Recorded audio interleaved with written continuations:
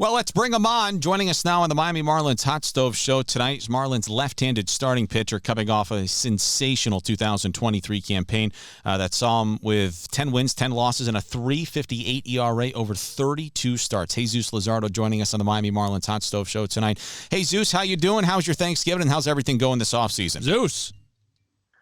No, I mean, I appreciate you guys having me on. Everything's been going really well. Just kind of been working out. Took a little bit of time off, started working out, and then took a little vacation. Thanksgiving was good, spent it with the family, and then just glad to be back home, kind of resting and getting ready for next year. You know, Jesus, what I was thinking earlier this afternoon, driving to the station, wondering, man, there's so much I want to talk to you about. I'll start here, and it always feels like such a lazy question to ask, but I think it's kind of appropriate coming off the season that you had. People always say, what'd you learn about yourself? But for you, you had an unbelievable season, dude. Did you learn something about yourself last year that maybe you hadn't figured out through a few seasons in the big leagues or anything of that nature? Yeah, I mean, I feel like I really kind of learned to navigate through like the ups and the downs of a full season. Hadn't been able to have a full season. There's days where you go to the field and you don't feel great. There's days where you go and you feel amazing, and kind of the same pitching. There's days where you go and you dominate and you'll kind of go on a little hot streak. And then there's days where, it's rough and you have to struggle and battle through it. And I think those days are the ones that you need to try to eliminate and forget. And sometimes it's hard, especially, when we were in a playoff push. A frustrating outing here or there makes it a little harder. But I think that's something I really learned this year, that just kind of being able to navigate the ups and the downs and not getting too high or too low. Zeus, Steven here. First of all, thank you very much for joining us. You said on an interview this year you realized how much of the game was mental. What was or were some of those low moments maybe before that pushed you towards this realization? In 21, I was the worst pitcher in baseball, easily. And then just going into this year, I had my struggles last year at times, but then this year I really, there were times where I struggled. I think right after the break, after the All-Star break, I came in, wasn't pitching great. My stuff wasn't amazing. I kind of felt out of whack. And then it was just more of like that mental, like I said, just kind of getting back and kind of getting that confidence within yourself, knowing that you still got it. And I think that's something that helped me out this year. I know 200 strikeouts this season was something that you really wanted to accomplish. What sticks out to you about the 200 strikeouts over the 2023 season, though? I just feel like to get to 200, the most important part for me was just being healthy. Yep. And I realized that, with my health will come the strikeouts and the innings and all that. And that's what every, starting pitcher wants, to go as deep as possible. Obviously keep guys off bases with the strikeouts. But just the health was so important for me. And I feel like that was kind of what impressed me throughout the year. And the ability to be able to bounce back, from a rough outing, maybe with a strikeout or two, and then the next one, kind of forget about it, move on, and trust your stuff. Jesús Luzardo joining us on the Miami Marlins Hot Stove Show tonight. Jesus, I always hear in baseball, and again, it's kind of cliche, but it's like you don't know what you don't know. And for young starting pitchers, you don't know what it's like until you make that 23rd or 24th start, and it's hot out, man. It's July, and you're in the dog days, and feels like you've hit a wall. And you did, but you got on the other side of it. And I remember pulling you aside in the clubhouse one day and I asked you what you did to kind of get over that hump. Can you explain to us and to our listeners what it's like to kind of break through those dog days and come out on the other side of, things when you just feel like, goodness, nothing feels good, but I got to keep running out there every fifth day for my guys? Yeah, first off, I feel like, you look to your right and to your left, everyone's going through it. It's not just you.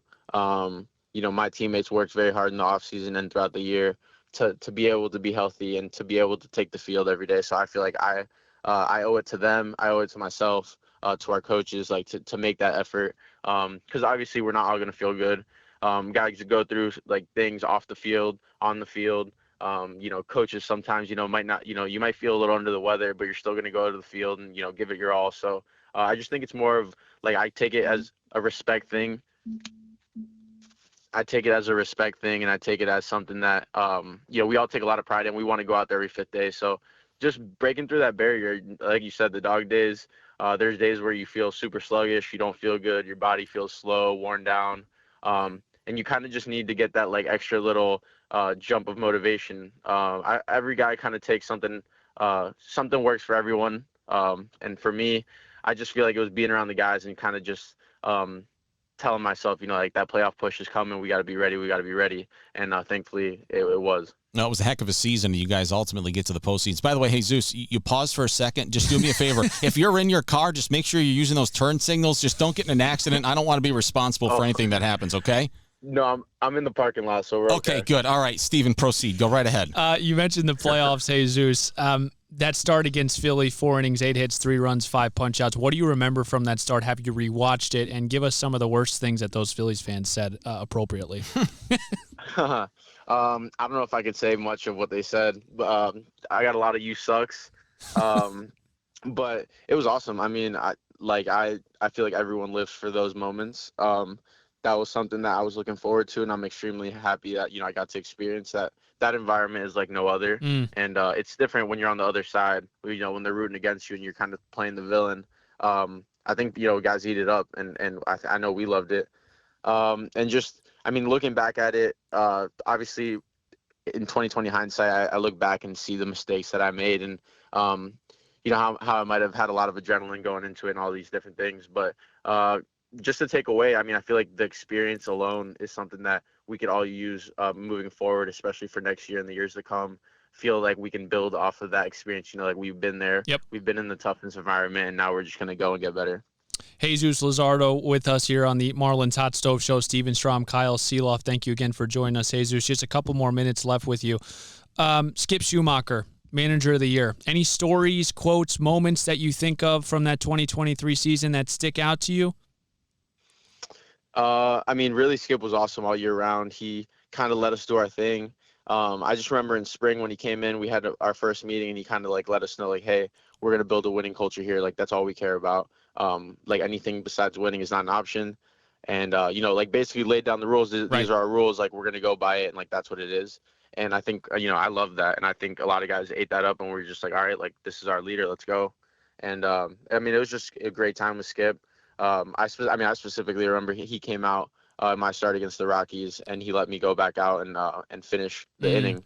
And just like that conversation, having him have that confidence in me, just was something that, I mean, I had never gone through before. And I thought it was awesome to see, him have that confidence in us and kind of trust us, me even as a young guy, but just how he trusts everyone else on the team and on the staff. I thought it was awesome. Can something that simple be that profound in spring training? Like just let's just win here and let's build a culture. Like, how many guys say that? Like, why did it work with, I don't know, Jesus, you know what I'm saying? Jesus, you tell us, but I thought it was pretty clear throughout the course of the season. Skip's impact was like, we're not monkeying around anymore, guys. We've been a laughing stock for far too long, and you guys are big leaguers. You're getting paid like it. Get out there and go win games. I mean, it felt kind of simple, but pretty impactful. Yeah, no, and I think like Steven said, a lot of guys go and like say like we're gonna win this and that, and like, but you kind of just like feel it when he was telling us. Like, it was different. That we're getting like, I was getting like chills just like listening to it. It's like, all right, like here we go. Like, we finally got this like change of culture. Like now it's like go time. We got to go, and it's not really an option anymore to like BS around, let's say. So I feel like we all kind of felt like that change of wind in the room when he came in and like brought his coaching staff and was like, all right, like we're not playing around. Like, we're gonna set you straight if you need to get set straight. And I think that that's what made us great. Yeah, I mean, we talked all season long that he came from a place where if you weren't in a parka and it was the end of October and you were not in the playoffs in the World Series, seriously, it was like in St. Louis, it was unacceptable. Jesus, I know we like just a disappointment. Yeah, dude, it's crazy. It's but that's what it takes, man. He set a culture, and you guys did an unbelievable job. I got a couple for you. We had a couple of questions come in through Twitter for you today. I will ask you one thing though. When people are telling you that you suck, do you humbly and respectfully just kind of like tell them check my bank account, or do you not do that, Jesus? No, Okay. I try not to respond. But I mean, I really do kind of like just love like the jawing, like when people like let you know and jaw. Competitiveness. I think it's awesome. It just like makes me like more motivated, more like competitive, and just kind of fuels a fire under me. And I mean, I think it's great for the game, to be honest. Obviously, keep it respectful.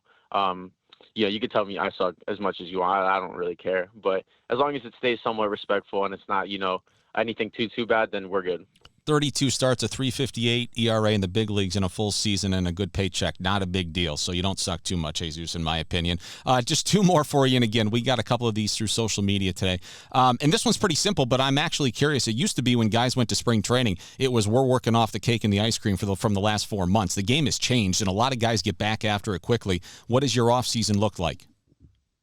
My offseason, I took a week off right after the last playoff game. So I came back, I think it was October 10th, into the gym, started working out, kind of building up into it. So been working out this whole time, just really kind of maintaining, trying to stay strong, just trying to stay athletic, explosive, not being like the tallest guy in the world. I want to be very explosive. So like that's something that we focus on, but also taking care of the arm, being healthy, starting to play catch a little bit. And then I took a little trip, so it was like a little 10-day break in between to break up the workouts. But it was so far so good. I take pride in, kind of staying in the gym and staying on top of my body. Good stuff. And last one for me, Jesus and Stevens just got a couple. Two, Jesus. You got to give me two. Yeah, a couple of quick ones for you on the way out the door here. I know about it. I know you've talked about it. People love the look, dude, when you got the glasses on the mound. I do think they're a necessity for you. I believe maybe your eyesight isn't great and you need those puppies. Correct me if I'm wrong, but are they back in 2024? Oh, yeah. I mean, they're back. The only time I ever took them off, so I try to pitch with contacts on in 2021. I don't know if you look back, I had like 5 or 6 starts maybe at the beginning of the year with Oakland. I had my glasses off, and that was easily the worst year of my life in terms of like a baseball field. So I will never be taking those off again. Those glasses will be on me forever, the rest of my career at least. I love that. Hey, Zeus, are you all in on robots for umpires? To be honest with you, I can't give you an answer. I'm just 50-50. I don't know. I've heard a lot. I've asked around a lot, and I have never experienced it myself, so I don't know necessarily the goods and the bad, the pros and the cons. I've heard good stuff from both hitters and pitchers. I've heard bad stuff from both. So I think for me, it would be more of like I would need to experiment before I could say I'm all in or I'm not. All right, fair enough. And then the pitch clock, your experience and what you liked, what you didn't like. I love the pitch clock. I think it moves the game along. I think it keeps the fans, involved a little bit more. It keeps just the speed up, which is what we need. I thought everything was great. Obviously the pickoffs are a little challenging, a little different, but it's something that we have to work on, and obviously keep the runners at bay. I feel like the base stealing is up this year, which is great for baseball. But as a pitcher, we want to limit that. So I think it's a game of adjustments at this point, and we just have to adjust to however the game's going. All right, he's off the hot seat. Yeah, we're going to let you go now. Now, by the way, this was an old trick in broadcasting, Jesus. The next time you do an interview, when two guys say we have a couple of more questions about 7 minutes ago, they're never actually done. But I promise you that we're done now. Dude, we love you, man. It was so much fun to watch you in 2023. You're only going to be better in 2024. You're a staple in this organization. You're a hell of a guy, a hell of a pitcher, and we can't wait to see you in spring training. Absolutely. Yeah, I appreciate you guys. Thank you so much. All right, Jesus. Jesus. And, throughout the year and now. So I'll see you guys soon. All right, be good, man. Sounds good.